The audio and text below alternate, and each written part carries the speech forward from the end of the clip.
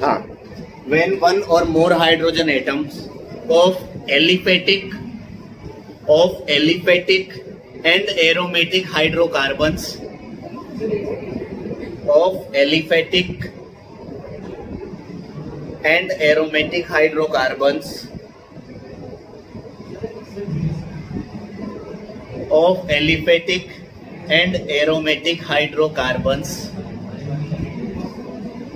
are replaced by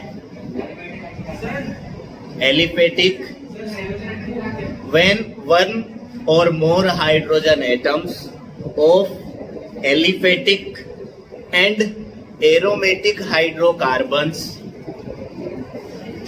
are replaced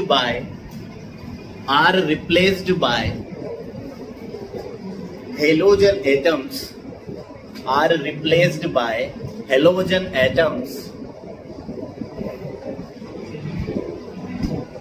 then the compound so formed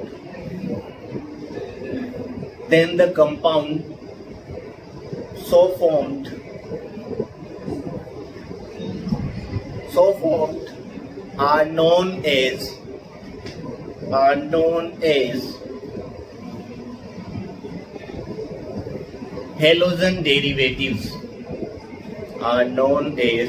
halogen derivatives. क्या बोला मैंने? जब एलिफेटिक हाइड्रोकार्बन या एरोमेटिक हाइड्रोकार्बन के वन और मोर हाइड्रोजन एटम को क्या कर दे, हम हेलोजन एटम से रिप्लेस कर दे, तो जो कंपाउंड बनेगा उसे क्या बोला जाएगा? कलेक्टिवली हेलोजन डेरिवेटिव बोला जाएगा। ठीक है भाई, मैंने तुम्हें लास्ट क्लास में बताया था कि एलिफेटिक हाइड्रोकार्बन क्या है और एरोमेटिक हाइड्रोकार्बन क्या है। एरोमेटिक मतलब बेंजीन वाले जितने भी हैं वो एरोमेटिक की कैटेगरी में जाएंगे, और एलिफेटिक का मतलब एल्केन, एल्कीन, एल्काइन वाले आएंगे। ठीक है भाई, जैसे मैं एक एग्जांपल लेता हूं, ये CH4, इसको क्या बोला जाता है? मीथेन बोला जाता है। क्या बोला जाता है? मीथेन। अब मीथेन में से मैंने एक हाइड्रोजन को हटा दिया तो हाइड्रोजन कितने रह गए? 3, और इसकी जगह कोई हेलोजन ऐड कर दिया। हेलोजन को किससे रिप्रेजेंट किया जाता है? X से। तो ये जो कंपाउंड बना इसको क्या बोलेंगे? Halogen derivative. एल्केन से बना है इसलिए इसको बोल दिया जाता है हेलो एल्केन। क्या बोल दिया जाता है? हेलो एल्केन बोल दिया जाता है। ठीक है भाई, दूसरा एग्जांपल देखो, CH3, इसको बोला जाता है ईथेन। क्या बोला जाता है इसको? ईथेन बोला जाता है। ठीक है, इसमें से मैंने क्या किया? एक हाइड्रोजन को हटाया, कितने हाइड्रोजन रह गए? 2, और एक हेलोजन ऐड कर दिया, तो ये भी क्या हो गया? एक हेलोजन डेरिवेटिव। इसको भी क्या बोला जाएगा? Halo alkane. आ रही है बात समझ में? ठीक है, इसके अलावा ध्यान दो, जैसे मैंने ये ले लिया, इसको बोला जाता है बेंजीन। क्या बोला जाता है इसको? बेंजीन। ठीक है भाई, इस बेंजीन में क्या होते हैं? 6 हाइड्रोजन होते हैं। मैंने एक हाइड्रोजन को हटाया, उसकी जगह क्या लगा दिया? हेलोजन। वापस से एक बेंजीन बनाई, एक हेलोजन लगा दिया, एक और हेलोजन लगा दिया। तो हाइड्रोजन को रिप्लेस करके अगर वहां पे हेलोजन ऐड कर रहे हैं तो जो कंपाउंड बनते हैं उनको क्या बोला जाता है? Halogen derivative. अगर मान लो एल्केन में से तुमने हाइड्रोजन को रिप्लेस किया है तो उनको हेलो एल्केन्स बोल दिया जाता है, और अगर एरोमेटिक में से तुमने हाइड्रोजन को रिप्लेस किया है तो उसे क्या बोला जाता है? हेलो एरीन बोला जाता है। क्या बोला जाता है? हेलो एरीन्स बोला जाता है। ठीक है, ये कुछ एग्जाम्पल है, इनको लिखो भाई सबसे पहले, धीरे धीरे, one by one, step by step. Next topic क्या है? Classification of halogen derivatives. Classification of halogen derivatives. Classification of halogen derivatives. Halogen derivatives. Classification of halogen derivatives. ठीक है भाई, क्लासिफिकेशन में देखो दो तरीके से हम क्लासिफाई करेंगे। दो तरीके से कैसे क्लासिफाई करेंगे? पहला क्लासिफिकेशन करेंगे on the basis of number of halogen atoms, ठीक है, और दूसरा क्लासिफिकेशन करेंगे on the basis of hybridisation of carbon atom. ठीक, तो फर्स्ट इसके अंदर टॉपिक लिखो ऑन द बेसिस ऑफ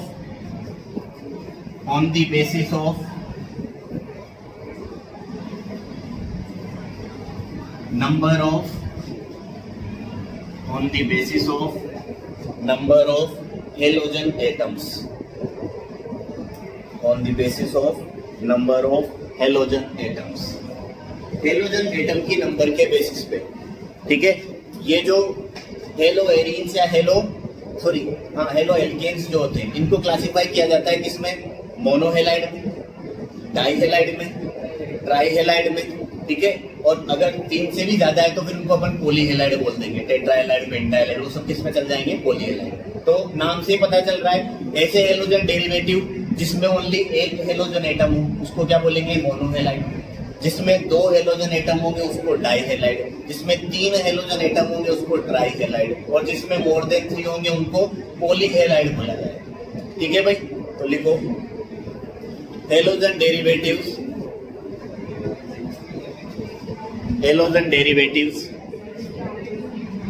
नहीं यहीं से लिखना है।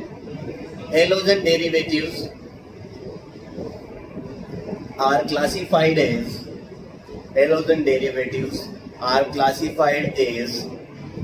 Mono, di, mono, di, tri, mono, di, tri, and polyhalides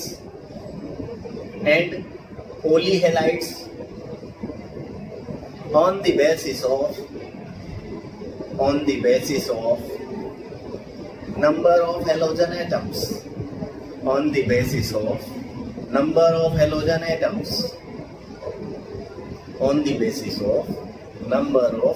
atoms, ठीक है भाई।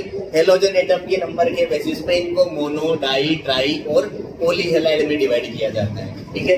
अब मैं एग्जांपल लिख के बता दूंगा भाई। जैसे मान लो ये एग्जांपल मुझे आता है CH3X, ठीक है। एक हेलोजन है तो एक को केमिस्ट्री में बोला जाता है मोनो, ठीक है। मोनो नहीं बोला जाता, मोनो, है ना। तो ये क्या हो जाएगा भाई? मोनोहेलाइड। क्या हो जाएगा रे? मोनोहेलाइड, ठीक है। जैसे ही तुमने 2 हाइड्रोजन ऐड कर दिए, 2 हाइड्रोजन रिप्लेस करके 2 हेलोजन ऐड कर दिए, तो अब ये क्या हो जाएगा? डाईहेलाइड। अरे क्या हो जाएगा ये?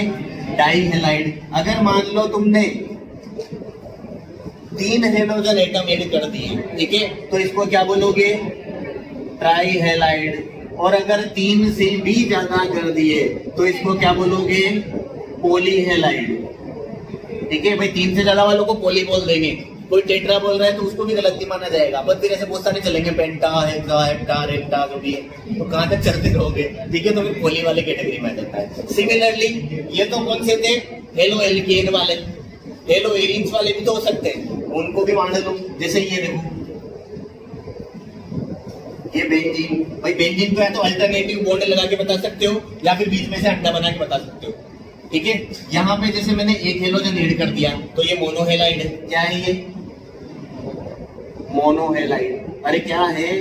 मोनोहेलाइड, ठीक है। अगर मान लो ये 2 हेलोजन ऐड कर दिए तुमने, तो इसको क्या बोलोगे? डाईहेलाइड बोलोगे। अगर मान लो 3 हेलोजन ऐड कर देते तो उसको क्या बोलते? ट्राईहेलाइड बोलते। मोर देन 3 हो जाते तो फिर पॉलीहेलाइड बोल देते। यहाँ पे जो X है वो X किसको रिप्रेजेंट कर रहा है? हेलोजन को रिप्रेजेंट कर रहा है। और ये क्या होते हैं? Chlorine, bromine, iodine. Bromine, iodine. एक और मेंबर होता है एस्टेटिन, वो रेडियो एक्टिव होता है, तो उसकी स्टडी नहीं होती। मान लो इसको भी। सेकंड में क्या लिखोगे? Classification on the basis of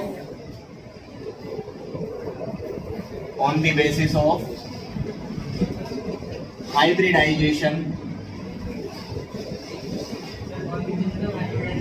हाँ, classification on the basis of hybridisation of carbon atom. Classification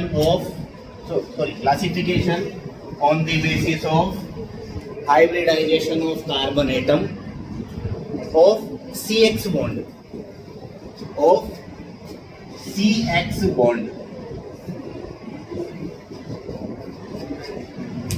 लिख लिया?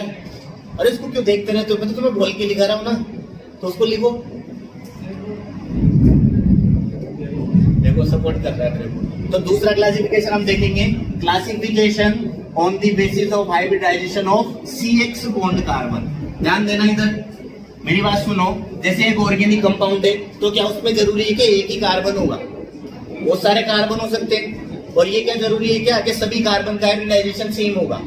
अलग अलग हो सकता है। तो कौन से कार्बन का हाइब्रिडाइजेशन चेक करना है? वो कार्बन जिससे हेलोजन एटम अटैच है उस कार्बन के हाइब्रिडाइजेशन के बेसिस पे क्लासिफिकेशन। ठीक है भाई, उस कार्बन के बेसिस पे क्लासिफिकेशन देख रहे हैं। और इस बेसिस पे जो हेलोजन होते हैं है ना, उनको दो कैटेगरी में कैटेगराइज किया जाता है। लिखो इसमें हेलोजन डेरिवेटिव, फर्स्ट लिखो halogen derivatives with CsP3X type.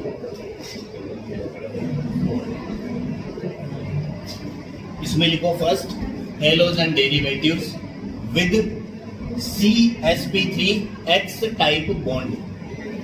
Carbon के नीचे sp3 लिखा हुआ है, CsP3X type bond.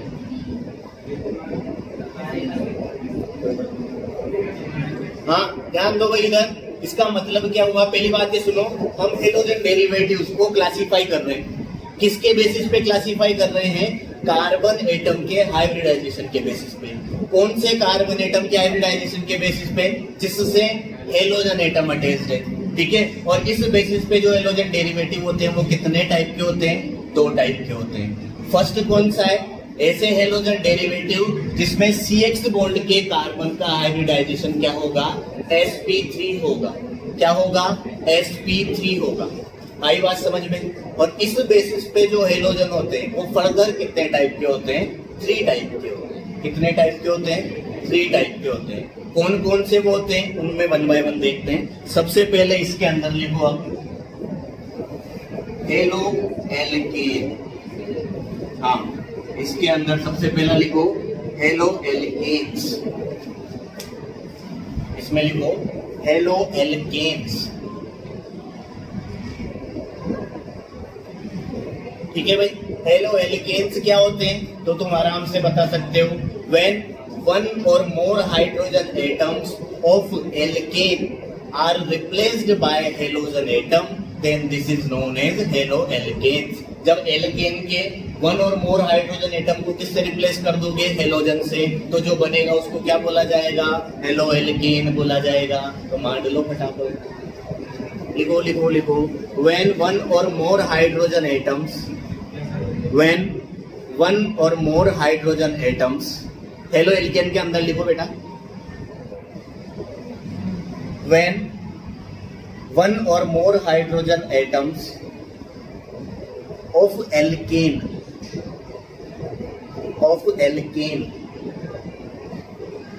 are replaced by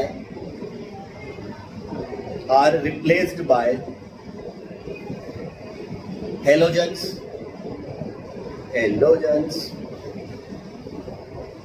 then this is known as haloalkanes. haloalkanes। ठीक है भाई, ध्यान देना इधर, दो ध्यान इधर। जैसे ये एक कोई एल्केन है CH3 और ये इधर भी CH3। अब मैंने क्या किया?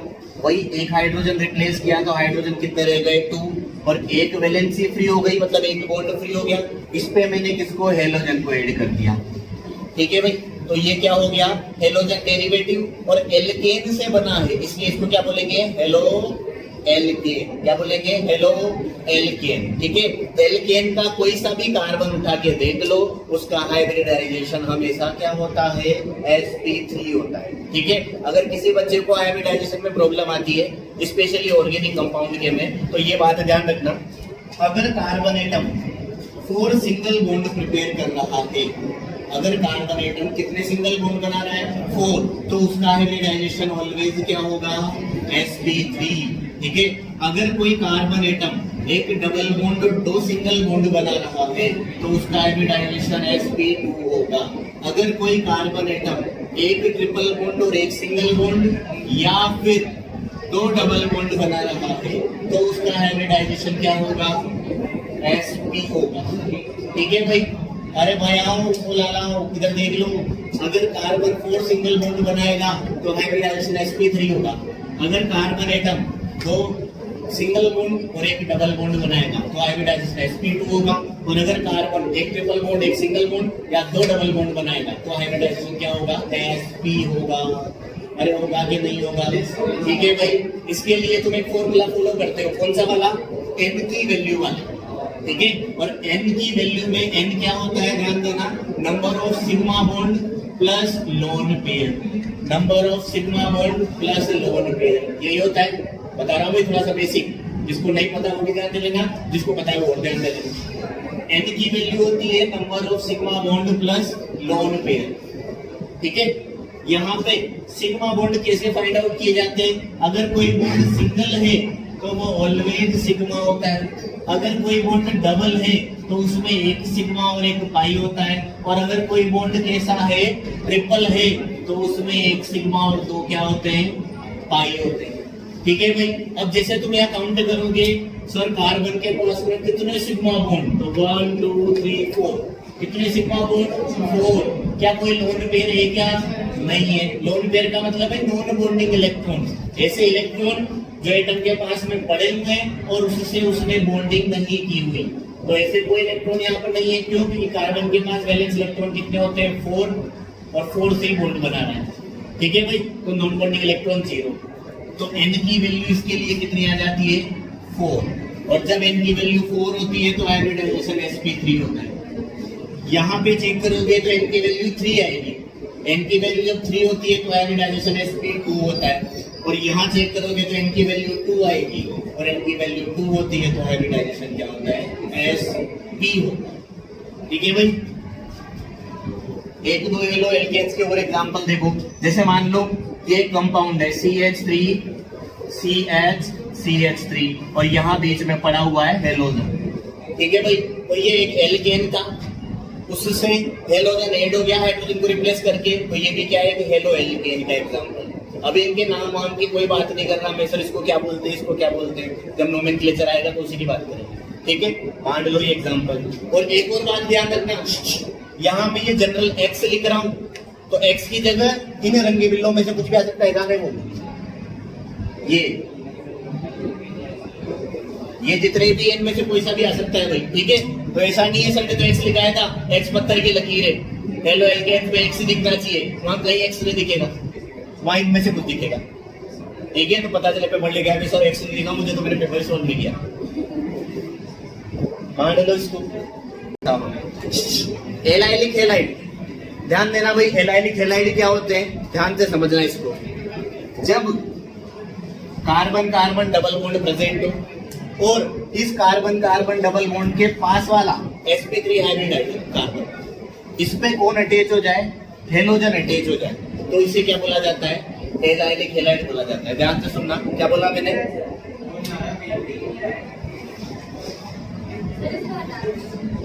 इसको कहां से हटाए, पीछे से मेरे वो कैमरा इतना क्वालिटी का नहीं है ना। हाँ ध्यान दो इधर,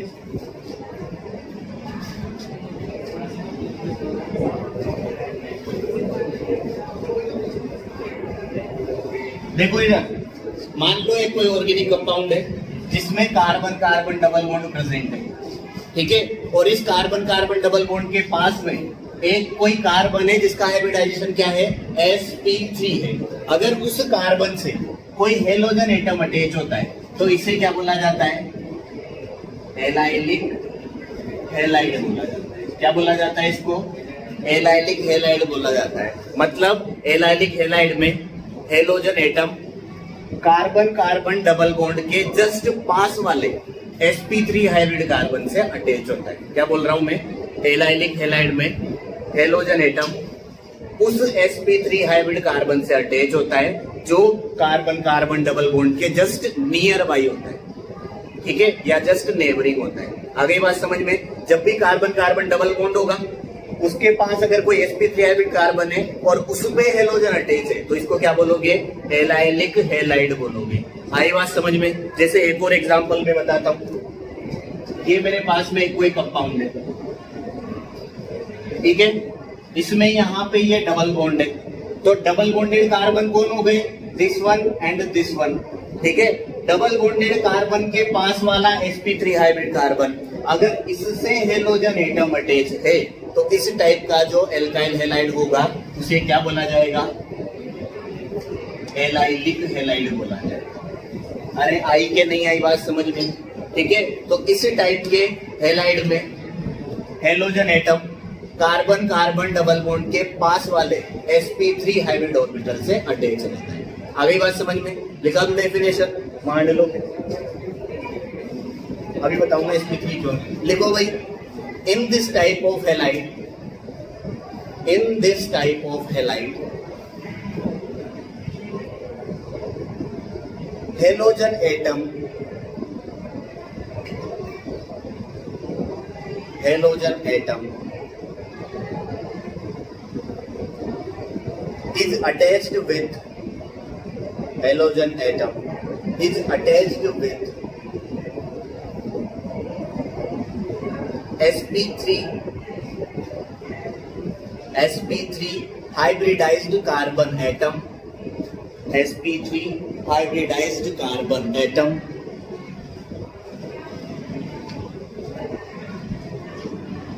next to sp3 hybridized carbon atom next to carbon carbon double bond, next to carbon carbon double bond, ठीक है भाई। इस टाइप के हैलाइड में हेलोजन एटम उस sp3 हाइब्रिड कार्बन से अटैच होता है जो कार्बन कार्बन डबल बॉन्ड के जस्ट बाद में होता है, next to carbon carbon double bond.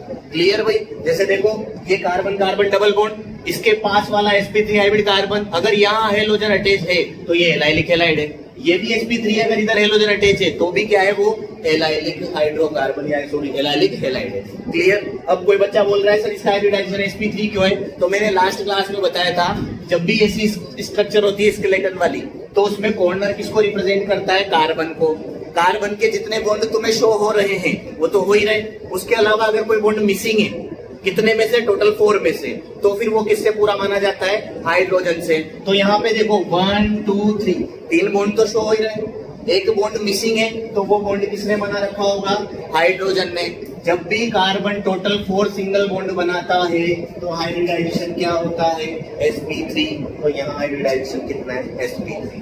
तुमसे स्ट्रक्चर बना बना के पूछे जाते हैं क्वेश्चन, इसमें इस कार्बन का हाइब्रिडाइजेशन बताओ, ठीक है, या इस कार्बन का हाइब्रिडाइजेशन बताओ, या फिर ये स्ट्रक्चर दी हुई है तो ये कौन से टाइप का हैलाइड है? एलाइलिक हैलाइड है या बेंजाइलिक है या विनाइलिक है? तो इस टाइप के क्वेश्चन आते हैं, ठीक है भाई। नोट कर लो this one and this one, इसमें हाइड्रोजन भी मान लो।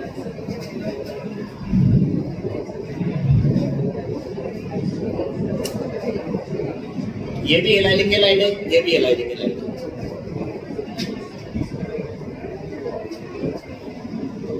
थर्ड वाला क्या है? Benzylic halide. बेंजाइलिक हैलाइड में क्या होता है? जब भी हेलोजन एटम बेंजीन रिंग के कार्बन एटम के पास वाले sp3 हाइब्रिड कार्बन से अटैच होता है तो उसे क्या बोला जाता है? बेंजाइलिक हैलाइड बोला जाता है। जैसे ये बेंजीन रिंग, ये क्या है? Benzene ring. बेंजीन रिंग के पास वाला मतलब बेंजीन रिंग के पास वाला ये sp3 हाइब्रिड कार्बन, अगर इससे कोई हेलोजन अटैच है तो इसे क्या बोलोगे? बेंजाइलिक हैलाइड बोलोगे। क्या बोलोगे?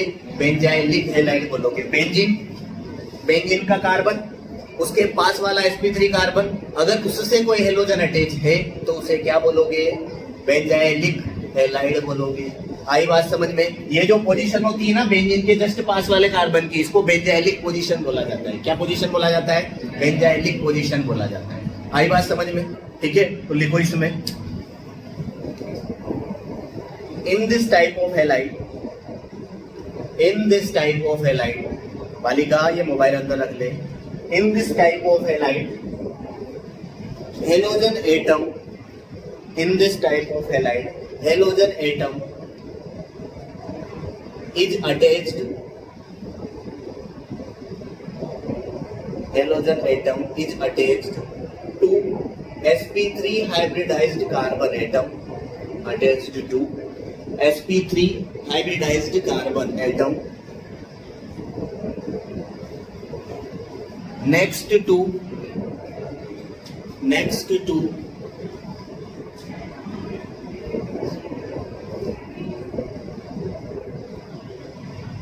the carbon of benzene ring, next to the carbon of benzene ring। ठीक है भाई, इस टाइप के हैलाइड में हेलोजन एटम उस sp3 हाइब्रिड कार्बन से अटैच होता है जो बेंजीन रिंग से नेक्स्ट वाला होता है। ठीक है, बेंजीन रिंग के कार्बन से नेक्स्ट वाला यही है ना, sp3। इससे कौन अटैच है? हेलोजन। इसलिए इसको क्या बोला जाता है? बेंजाइलिक बोला जाता है। क्या बोला जाता है? बेंजाइलिक बोला जाता है। आगे ध्यान देना इधर, जैसे इसके और एग्जांपल में बताता हूँ, ये ध्यान देना इधर, ये भी बेंजीन है, यहाँ पे अटैच है ये CH, इधर है CH3 और इधर है X। तो ये भी किस टाइप का हैलाइड हो जाएगा? बेंजाइलिक टाइप का ही होगा। किस टाइप का होगा भाई? बेंजाइलिक। इधर लिख देता हूँ। हाँ, टेस्ट पेपर नीचे है यार, हमारी क्लास की है ना। हाँ, ये भी क्या है? बेंजाइलिक टाइप का हैलाइड है भाई। ठीक है, जब भी बेंजीन के पास वाले sp3 से कौन एक हेलोजन एटम अटैच है तो उसको क्या बोला जाएगा? बेंजाइलिक हैलाइड बोला जाएगा। मान लो इनको। हाँ भाई, जिनको उधर से दिख रहा है वो उसको बांटोगे, इधर से दिख रहा है वो इसको बांटोगे। एग्जाम्पल दोनों सेम ही है ये, और ये वाला सबको दिख रहा होगा। अब उसको हटाने की रिक्वायरमेंट नहीं है ना, वो एग्जाम्पल उधर भी लिख दिया, इधर भी लिख दिया। तो 2 बार मत एड कर देना भाई, पता चले सर ने एक एग्जाम्पल 2 बार लिखा है, हम भी 2 बार लिखेंगे। ठीक है भाई। अब इसके अलावा देखो, 1-2 जनरल नॉलेज और ले जाओ। क्या लेके जाओगे? ध्यान देना इधर।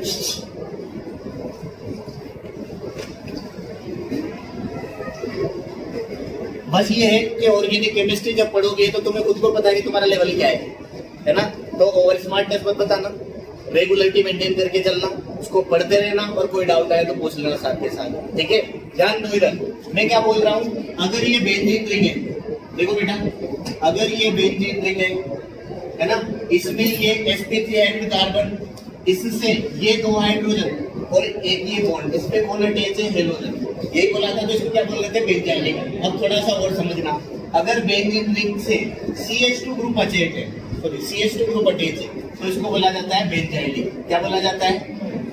बेंजाइलिक। अब अगर यहाँ OH ऐड कर दोगे तो बेंजाइलिक एल्कोहल, Cl ऐड कर दोगे तो बेंजाइलिक हैलाइड। ठीक है, इसके अलावा जैसे मान लो NH2 ऐड कर दिया तो बेंजाइलिक एमाइन हो जाएगा। अभी बात समझ में। आगे देखो, अगर ये बेंजीन, इसके पास में ये एक हाइड्रोजन और कम कर दिया मैंने, यहाँ 2 हाइड्रोजन थे, एक और कम कर दिया तो एक गिर जाएगा, 2 बॉन्ड फ्री हो जाएंगे। इसको बोला जाता है बेंजल। क्या बोला जाता है इसको? बेंजल। हाँ, नहीं डाइन लगाएंगे, जब बेंजल बोलेंगे तो डाइन लगाएंगे। तो इसको तो बोला जाता है बेंजाइलिक, इसको बोला जाता है बेंजल। और अगर ये तीसरा वाला हाइड्रोजन भी उड़ा देते हो तो फिर क्या हो जाएगा? ये बेचारा गंजा, इसलिए इसको बोला जाएगा बेंजल। ठीक है, तो ध्यान रखना, अगर मान लो बेंजीन से CH2 ग्रुप अटैच है और उस पे कोई है तो उसको बेंजाइलिक बोला जाता है। ये बेंजाइलिक पोजीशन होती है। ठीक है, ये बेंजल पोजीशन होती है और ये बेंजो पोजीशन। ठीक है, इसको भी नोट कर लो साइड में कहीं पे।